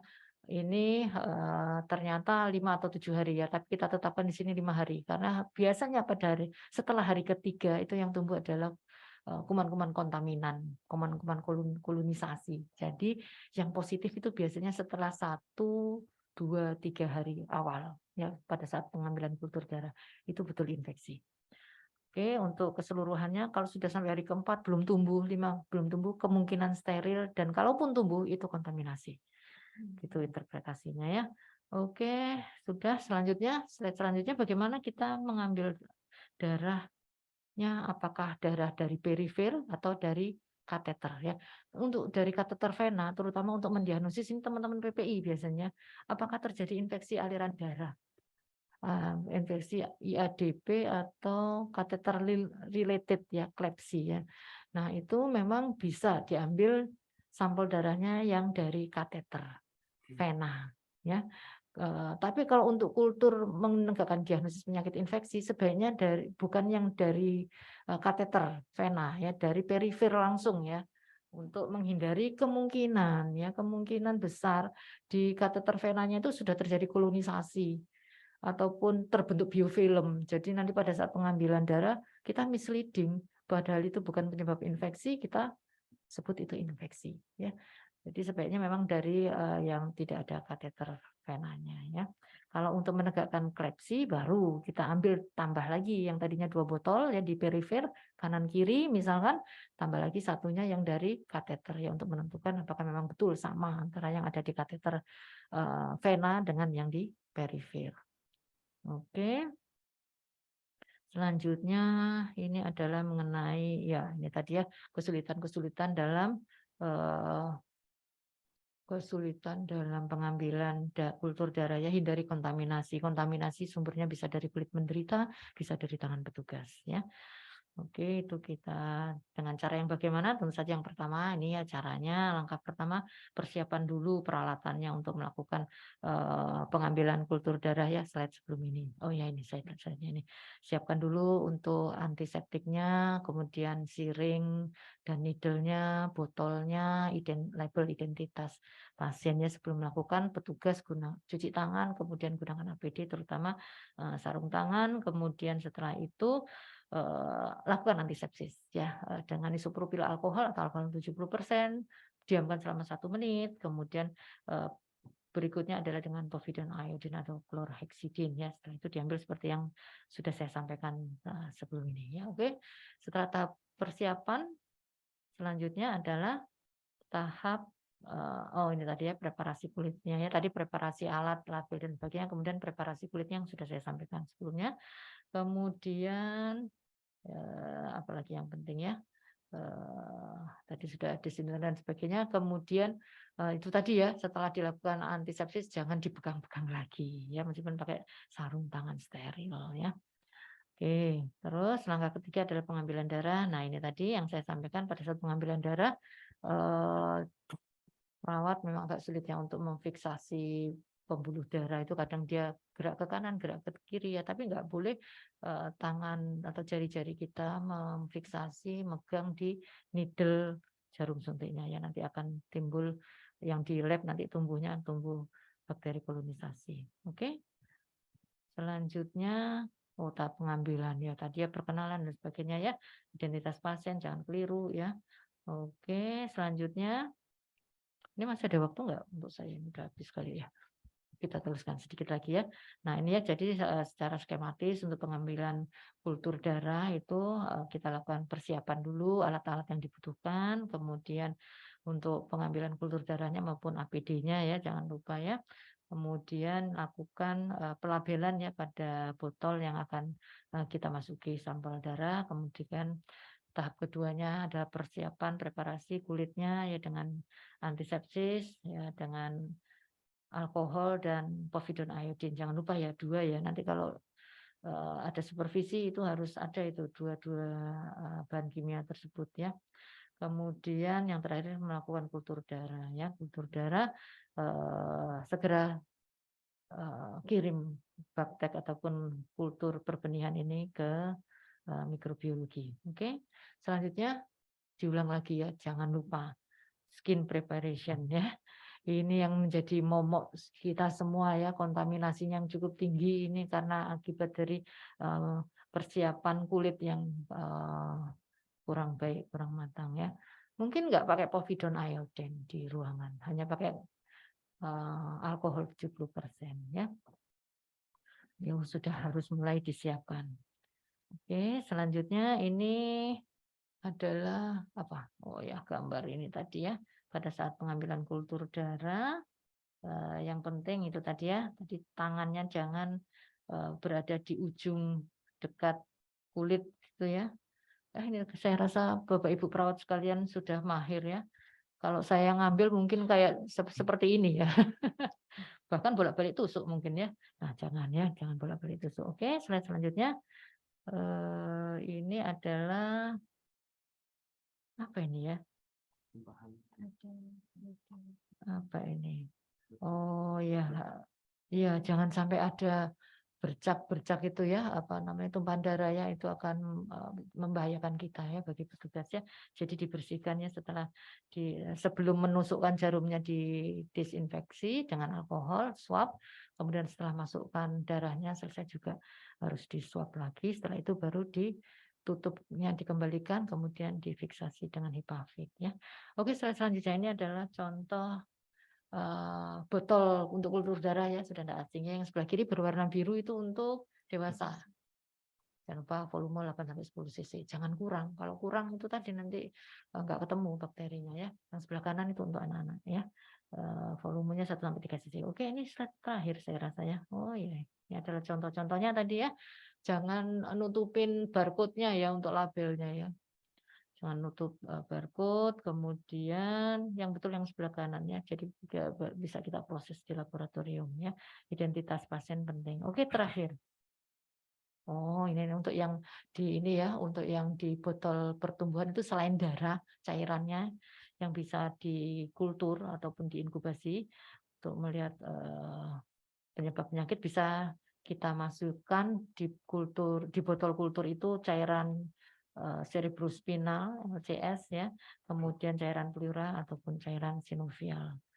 Oke, terakhir kesimpulannya adalah kultur darah memang sebaiknya diambil sesaat sebelum diberikan antibiotik, kemudian pengambilan darah dan penggunaan antiseptik yang benar, yang tepat, itu akan menurunkan risiko informasi yang salah akibat adanya kontaminasi yang kita identifikasi, kemudian volume itu juga sangat penting ya, juga jumlah botolnya tadi seperti di grafik ataupun di diagram tadi makin banyak volume yang diambil tentu saja positivity rate-nya makin tinggi. Tapi kita harus kembalikan sesuaikan kondisi pasiennya. Kalau pasiennya sudah tidak sadar, sepsis ya itu pertimbangan juga. Tapi usahakan 2 botol ya. Kemudian volume darahnya juga harus menjadi perhatian khusus ya, karena dengan volume yang adekuat kita dapat memberikan informasi yang berkualitas ya, yang bermanfaat bagi pasien, bagi DPJP maupun bagi teman-teman sekalian.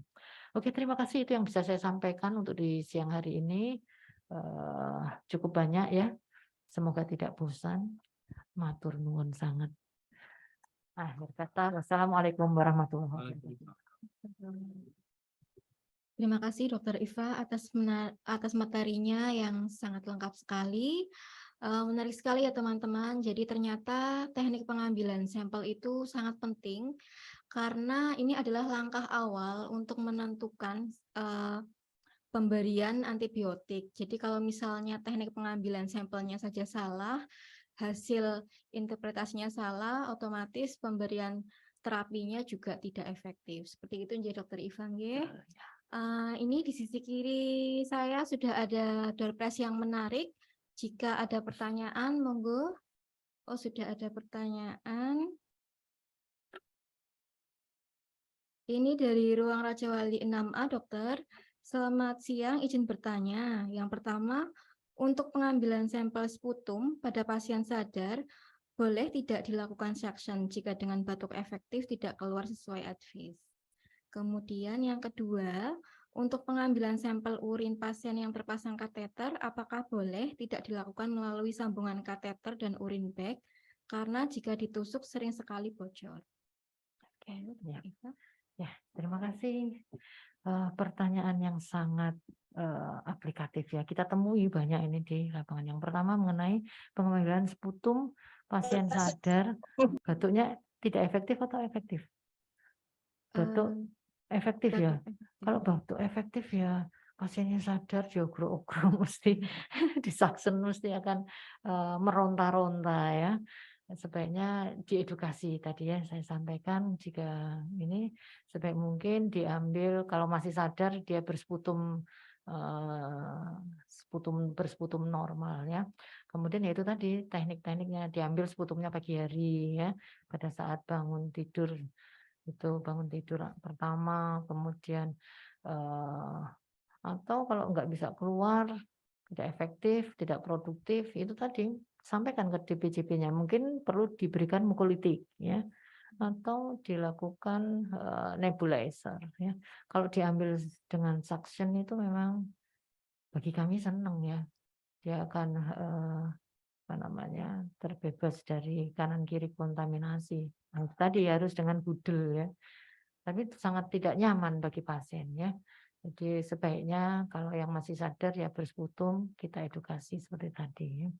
Untuk yang disaksen itu ya untuk yang pasien-pasien yang tidak sadar.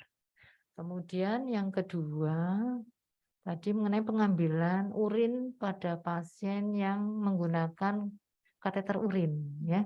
Kemudian kalau tidak lewat kateter urin, lantas gimana ngambil urinnya? Apakah harus dicopot dulu? Kan nggak demikian ya. Dan pasien-pasien yang dipasang kateter urin tentu saja ada indikasinya ya. Dengan indikasi pasien ini mesti harus dipasang kateter urin dan pengambilannya tetap dengan jarum suntik dan tidak akan bocor karena itu kateternya bukan seperti kateter infus ya, infus intravena ya. Ini kateternya itu Foley itu bisa digunakan dan tidak bocor. Jangan khawatir Bapak Ibu, tidak bocor. Itu dari karet gitu ya Dok ya sepertinya ya, barangnya latex ya. Latex itu dia akan bisa menutup lagi. Jadi tetap untuk yang dengan menggunakan kateter urin kita ambil seperti yang sudah kita komunikasikan. Gitu? Ya, pertanyaan yang sangat bagus sekali memang ya. Ada pertanyaan lagi, Dokter? Ya, Ini silakan. dari Mbak Irna di Raja Wali 4A. Selamat siang, saya Irna. Izin bertanya, apakah diizinkan jika pengiriman sampel kultur bersamaan dengan sampel laborat lain dalam satu botol aerokom? Kemudian yang kedua, pada kondisi pasien akses vena sulit, apakah diperbolehkan mengambil sampel arteri? Apakah akan mempengaruhi hasilnya? Iya, ya, terima kasih. Dari Bu Irma, Raja Wali 4. Iya, Irna. Ya, oh ya. Oke, Bu Irma pertanyaan yang sangat baik sekali ya. Yang pertama tadi, oh ya, satu botol aerokom untuk sampel misalkan dikirim ke mikro dan ke patologi klinik misalnya begitu ya dalam satu botol aerokom. Sebenarnya nggak apa-apa asal prinsip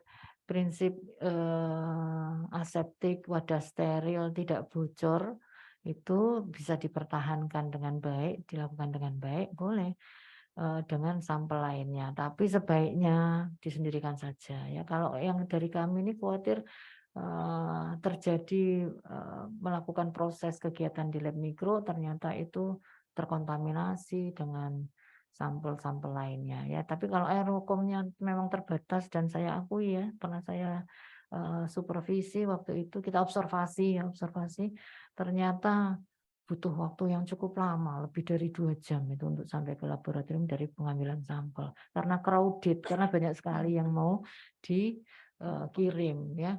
Nah, itu kalau dengan demikian boleh dijadikan satu. Kalau dari teman kami patologi klinik itu tidak memerlukan prinsip sterilitas ya. Kalau kita yang dari mikro itu harus sterilnya harus dijaga betul. Kalau enggak nanti akan berbaur ya antara infeksi, kolonisasi dan kontaminasi dan itu tidak kita inginkan ya. Oke, itu untuk yang dalam satu botol aerokom ya. Kemudian jangan lupa di aerokom itu juga perlu dibersihkan ya, dilakukan pembersihan. Enggak tahu itu yang melakukan siapa? Bagian laboratorium atau dari ruangan ya. Nah, itu jangan sampai ternyata ada kemarin itu apa ya pemeriksaan saya lupa. Oh, ini bukan dari aerokom ya, pemeriksaan untuk bag darah transfusi kan selalu rutin ya, berkala kita lakukan apakah di kantong darah ini betul steril, tidak ada bakterinya ya. Ternyata loh kok tumbuh bakteri ya dari kantong transfusi darah ini ya. Ternyata yang tidak betul adalah pada saat membawa bag kantong transfusi darah itu tas transportasinya itu tidak tahu dibersihkan, tidak pernah dibersihkan.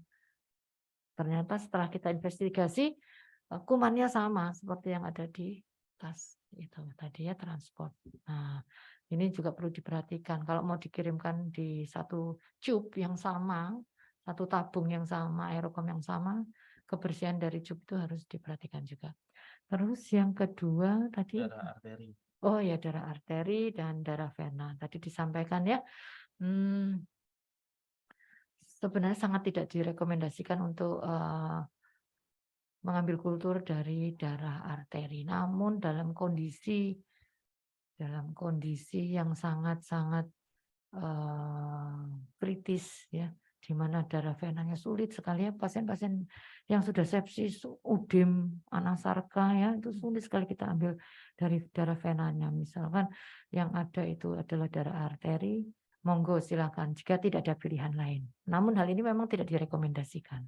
Yang khawatir malah pada saat proses pengambilan itu malah menimbulkan infeksi ya, yang makin memperhebat terjadinya infeksi. Yang kedua, mungkin kalau dari kateter kateter arteri itu malah yang terambil kalau udah lama, ini ceritanya pasiennya udah lama dari kateternya itu yang diambil malah kolonisasi dari kateternya ya. Gitu. Jadi sebenarnya memang betul-betul yang diambil dari vena perifer, kecuali kalau kita mau cari itu betul adanya pemasangan ataupun klepsi tadi ya, catheter related klepsi ya, catheter related bloodstream infection ya. Nah, itu boleh diambil dari kateter arterinya ya. Oke, gitu ya. Cukup jelas ya. Oke. Pertanyaan lagi, dokter. Iya, silakan. Dari Mbak Muhimatun Nasihah, Raja Wali 5B. Ini masih nyambung tadi nggih dokter yang waktu pengambilan sampel sputum. Jadi pasiennya itu sadar, tapi tidak sudah mendapatkan terapi nebul, cuman tidak bisa keluar dahaknya. Apakah bisa ini dari DPJP menghendaki untuk pengambilan sampel menggunakan mukus ekstraktor. Apakah ada tips dan trik agar pengambilan sputum dengan mukus ekstraktor tersebut dapat terambil dengan nyaman atau yang meminimalkan rasa ketidaknyamanan pada pasien? Ya, memang itu ada pilihan ya. Kalau pasiennya sudah kita lakukan berbagai tahapan tadi masih belum bisa berdahak dengan baik. Satu, benar nggak sih ini pasiennya infeksi saluran nafas ya kan? Kok nganu banget ya. Tapi mungkin dari foto toraksnya menunjukkan hal demikian. Atau pada pasien-pasien ini biasanya pasien imunokompromis ya, HIV itu sulit sekali dia mengeluarkan dahak, itu memang demikian. Jadi kalau mau diambil dengan mukus trap, disuction, bisa dengan bantuan gudel ya tadi sebagai arahan agar tidak kena ke kanan dan kiri daerah orofaring pasien. Ya, jadi dengan gudel dilakukan suction, kemudian tadi ya upaya-upaya untuk mengencerkan dahak, kemudian upaya untuk biar berdahak dengan mudah, minum air hangat dan sebagainya. Nah, itu juga perlu diupayakan. Tadi juga sudah dinebul ya, ternyata pasiennya masih belum bisa keluar ya. Tadi boleh disuction pakai bantuan gudel. Oke. Ini kebetulan ada peserta dari luar Karyadi juga, dokter. Oh, ya, Ada pertanyaan dari Mbak Rina. Ini pada pasien shock hemorrhagic, beliau ini terpasang infus 2 jalur untuk pengambilan darah. Tapi mungkin ini untuk cek darah rutin sih, dok. Selain di kaki, apakah boleh di salah satu lengan dengan mengeklem salah satu infusnya dulu? Dari RSUD Sultan Fatah. Ya, oke, terima kasih. Itu yang sering dihadapi pada teman-teman kita yang berada di unit emergency ya, terutama ya di IGD atau di ICU bahkan ya dok ya. Bagaimana dengan shock hemorrhagic? Kemudian kan uber-uberan tuh antara shock hemorrhagic dengan memperbaiki sistem sirkulasinya ya. Dilakukan pemasangan infus bahkan mungkin 4 jalur ya, tangan kanan kiri, kemudian kaki bawah kanan kiri ya dipasang. Nah, ini tujuannya apa dulu ya? Pertama untuk mencari penyebab sepsisnya ya, penyebab sepsisnya itu tadi sebaiknya memang pada saat akan melakukan pemasangan infus sudah diambil dulu nih darahnya ya untuk dilakukan kultur. Jadi sebelum pemasangan kateter intravenanya ya untuk dilakukan pemeriksaan kultur. Kemudian kalau sudah terpasang itu untuk kultur ya. Kalau demikian juga sebenarnya untuk pemeriksaan selain kultur ya, untuk teman-teman pemeriksaan hematologi rutin dan sebagainya ya. Pengambilannya pada saat bersamaan pada saat pemasangan infusnya. Kemudian kalau sudah terpasang infus pengambilannya lantas gimana? Tadi ya hindari, sebenarnya kalau kultur hindari betul, kalau itu tidak menegakkan untuk menegakkan infeksi yang terkait dengan pemasangan kateter vena, ya diambil lagi di tempat-tempat perifernya ya, di bagian atas dari penusukan apa namanya, sentral line-nya itu tadi, ya. Sebaiknya seperti demikian idealnya. Tapi kalau nggak bisa terpaksa banget ya, apa boleh dikata itu yang diambil. Tapi nanti kita ekspertisi ataupun pada saat pengiriman sampel dicantumkan keterangan bahwa ini diambil dari jalur yang ada kateternya, ya kan? Jadi kita nanti dalam melakukan ekspertisi bisa memberikan informasi dalam tanda kutip tersebut. Demikian. Ya, terima kasih. Masih ada beberapa pertanyaan lagi nih dokter. Ini harus Ini luar topik biasa. antusiasme Nggak sangat apa-apa. tinggi ya dokter. Iya, untuk perbaikan kita bersama kan Oke. ya. Ini dari Bu Ida Rosmida dari Cendrawasih lantai 2. Apabila perawat mengalami kesulitan dalam pengambilan sampel kultur darah, Jangan manggil apakah saya loh ya. bukan dokter Iva, temannya dokter Iva. Oh, gitu ya. Apakah diizinkan untuk meminta bantuan dari mungkin ke analis ya dokter nggih? Apakah ada SOP-nya atau seperti apa? Iya, sebenarnya terima kasih dari Cendrawasih Bu Ibu Ida. Ida. Ya, Bu Ida, terima kasih ya. Anak-anak ya ini tentu saja ya. Wah, yang jagonya anak aja susah, sulit, apalagi saya ini ya. Garuk-garuk sampai sana ya. Jadi boleh ya, boleh kita komunikasi, saling komunikasi, atau kalau perlu nanti manggil sejawat apa, anestesi atau mana. Oh, bedah anak ya, dokter Rudi ya, boleh nanti dibantu kita untuk ngambil biar tepat vaskuler ya. Oke, dari situ bisa ya. Kemudian memang idealnya itu untuk pengambilan sampel dari kami ya, dari laboratorium. Namun biasa ya, ini adalah jurus mengelak ya, jurus menghindar. Jumlah analis kami terbatas ya. Sampel yang masuk yang harus diproses segera itu juga banyak ya. Jadi sebenarnya idealnya memang analis yang maju bergerak ke sana ya. Seperti kalau di rawat inap Garuda ya. Garuda itu analis ya, yang ngambilnya memang ada. Nah, kalau ini dari kami mikro, itu yang di Garuda yang ngambil analis yang masuk di laboratorium patologi klinik ya. Kalau kami sangat sedikit sekali, tidak ada disediakan analis untuk muter keliling ngambil sampel. Saya yakin betul itu teman-teman yang di Cendrawasih jauh lebih expert ya, gitu ya Bu. Mungkin itu ya, kalau nanti saya yang ambil bisa 3 tahun baru keambil. Ya, enggak demikian ya. Oke. Ini dokter, ini kemudian ada pertanyaan lagi dari Mas Okta 6A. Ini terkait hasil pemeriksaan kultur darah, keluar hasilnya kan kira-kira 5 hari. Seringkali pada pasien yang kondisinya memburuk atau dicurigai sepsis, pasien sudah meninggal terlebih dahulu. Mohon info sebaiknya kapan untuk dilakukan pemeriksaan kultur darah pada pasien. Terima kasih ya. Jadi untuk kasus sepsis seperti yang disampaikan dari mana tadi, Raja Wali? Raja Wali 6A. 6A ya, itu memang pasien-pasien infeksi ya, di sana kritis biasanya ya. Kemudian untuk pengambilan kultur darah ini untuk pasien-pasien sepsis itu diperkenankan sampai 3 kali sebenarnya kalau aturannya atau dari teorinya demikian. Jadi ngambil di minggu pertama sampai ada keluar hasil, kemudian baru di minggu kedua ya, hari kelima maksudnya ya, ataupun sebelum hari kelima boleh diambil kultur darahnya lagi, karena kalau memang itu infeksi sebenarnya hari ketiga itu sudah keluar hasil. Tapi kalau hari ketiga belum keluar hasil, kemungkinan satu memang kurang volume yang diambil ya kan.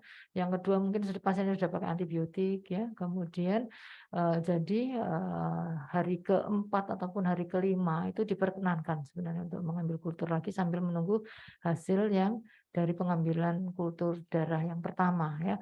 Kalau hari ketiga belum ada hasil, kemungkinan itu tadi ya, hari keempat belum ada hasil, kemungkinan steril. Demikian ya. Jadi boleh untuk pasien-pasien sepsis itu diperkenankan ya dok ya, itu sampai 3 kali ya untuk menegakkan diagnosis sepsisnya karena bakterial kemungkinan besar. Demikian. Ini ada pertanyaan dari Ibu Yulifa dari Raja Wali 5A.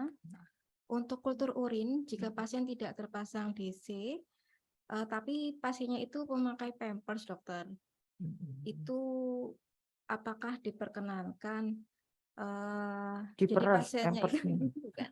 pasiennya itu kan kencingnya itu memakai pispot, apakah berpengaruh atau sebaiknya seperti apa solusinya, dokter? Yang pertama ya, yang pertama Raja Wali 5 ini untuk urin ya, urin pasiennya pakai pampers, pipisnya di pispot ya, pampersnya yang diperes atau air pipis yang dari pispot yang diambil nggak boleh ya, dua-duanya nggak boleh ya, jangan tetap ngambilnya, kalaupun itu di pispot tadi ya ada edukasi awal ya, yaitu dibersihkan dulu pakai air sabun, jadi dibantu ya, harus dibantu, pasiennya harus dibantu. Kita edukasikan ke pasien dan keluarga pasien, atau bagus lagi kalau dibantu sama perawatnya ya dalam pengambilan sampel ini, atau konsulkan aja ke kami, ke mikro, nanti kami datang bersama residen untuk mengambil urin porsi tengah ya, dalam hal ini urin porsi tengah. Jadi petugas pakai sarung tangan, kemudian menyiapkan pot steril tadi ya, kemudian dilakukan pembersihan di labium mayoranya ya, dibuka dulu labium mayora kalau itu perempuan ya, kalau itu cowok ya sama ya, dibersihkan dulu bagian luarnya, setelah itu diminta kencing di pispot tadi, kemudian kita ambil yang porsi tengah ya, kemudian setelah itu wadah penampung steril ini tadi kita tutup, kemudian kasih label terus kirim ke lab mikrobiologi. Jadi demikian, nggak boleh diambil dari perasan pampers juga diambil di penampung pispot ya, karena pispotnya kan nggak steril ya, pispotnya paling bersih aja. Nah ya, kita khawatirkan kontaminasi dari yang tidak kita inginkan. Demikian. Ini kemudian ada pertanyaan dari Ibu Minarti, Ruang Picu. Untuk pengambilan sampel, tadi mungkin sudah sedikit disinggung sih dokter, pengambilan sampel dari selang CVC, apakah diperbolehkan? Untuk ya, kultur untuk tadi. kultur darah ya.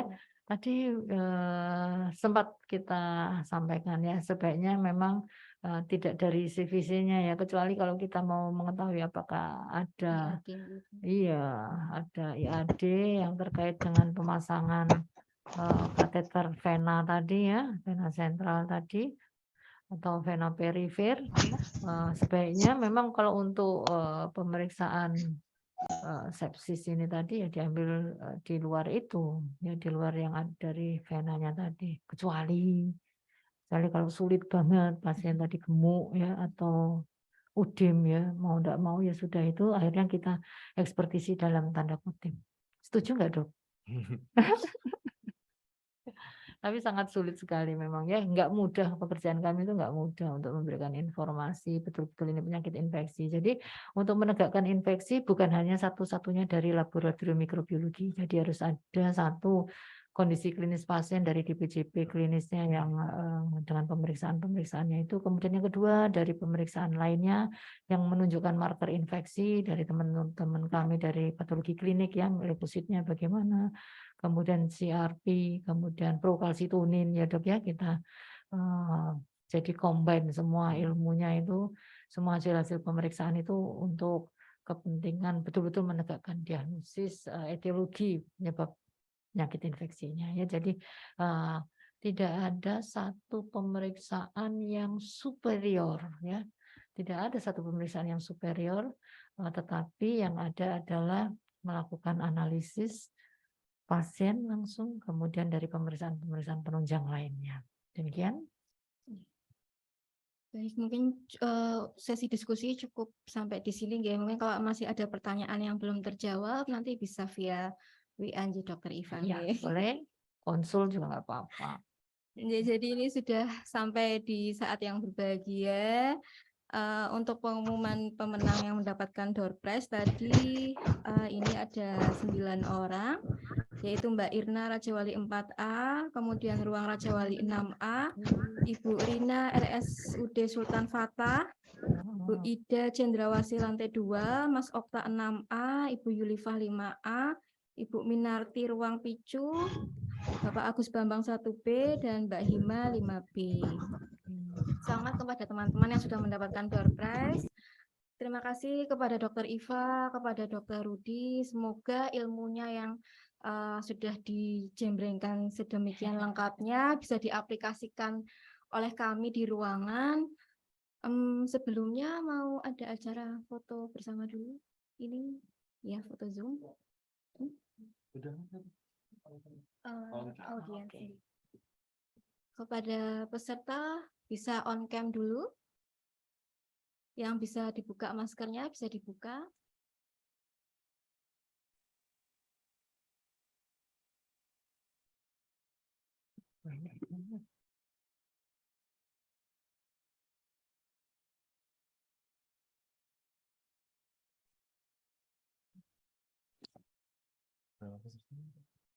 Ini kebetulan diikuti oleh 338 peserta, Dokter. Lumayan banyak juga.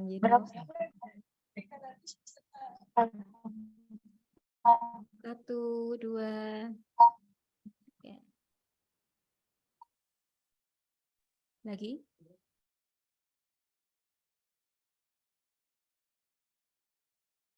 Slide selanjutnya. 1, 2, 3.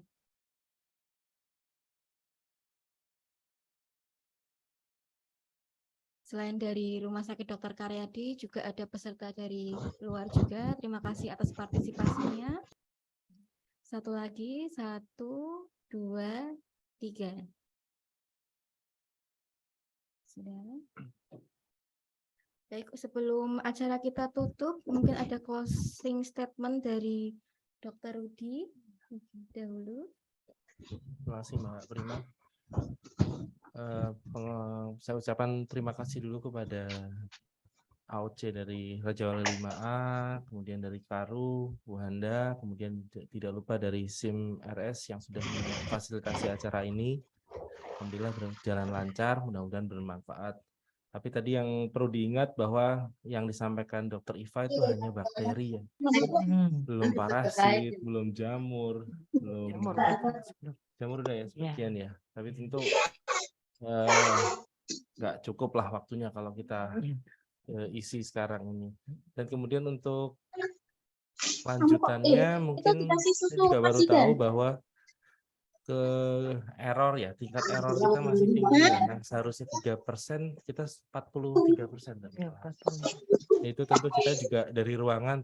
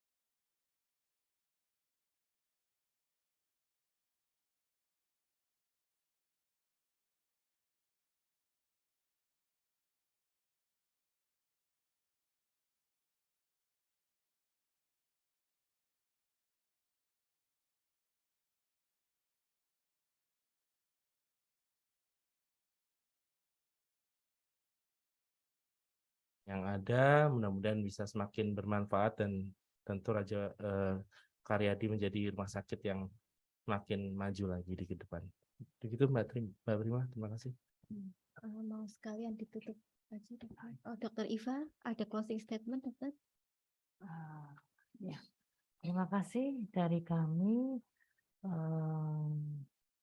Dengan adanya acara ini tentu saja akan meningkatkan komunikasi ya, komunikasi kita bersama. Memang yang diperlukan adalah satu, komunikasi antar kita perawat yang merawat pasien keseharian, DPJP klinis yang melakukan tata kelola pasien, kemudian kami yang di laboratorium berupaya untuk memperbaiki, lebih menajamkan diagnosis laboratorium agar lebih bermanfaat bagi kita semua. Peran kami laboratorium mikrobiologi klinik semoga ke depan semakin erat ya dengan teman-teman terutama yang mengelola infeksi, dengan adanya kebutuhan-kebutuhan dari teman-teman perawat, dari teman-teman klinisi tentu saja akan memberikan asupan, kemudian akan memberikan motivasi bagi kami untuk lebih meningkatkan pelayanan kami di bidang mikrobiologi klinik. Itu yang saya sampaikan, yang bisa saya sampaikan. Terima kasih. Saya kembalikan ke Bu Rima. Sebelum acara kita tutup, ada satu pantun terakhir ya teman-teman. Siang-siang pergi ke kota, jangan lupa beli alpukat. Demikian acara siang klinik kita, semoga ilmunya dapat bermanfaat. Saya Primasari Dewi, mohon undur diri. Wassalamualaikum warahmatullahi wabarakatuh. Waalaikumsalam warahmatullahi wabarakatuh. Alhamdulillah, matur nuwun sangat. Yuk.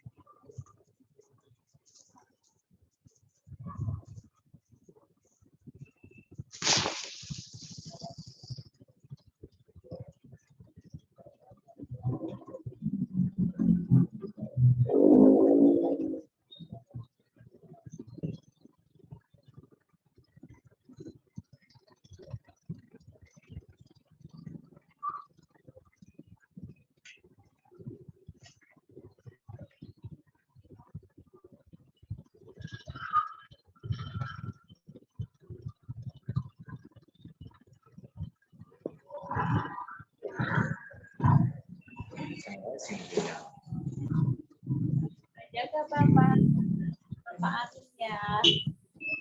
Pak, keluarganya pindah ya, belum, saya perwakilan. Saya program besok ya, jam pertama, jadi keluarganya untuk kalau ada mau lihatin apa, mau menyampaikan sesuatu, ada kelas.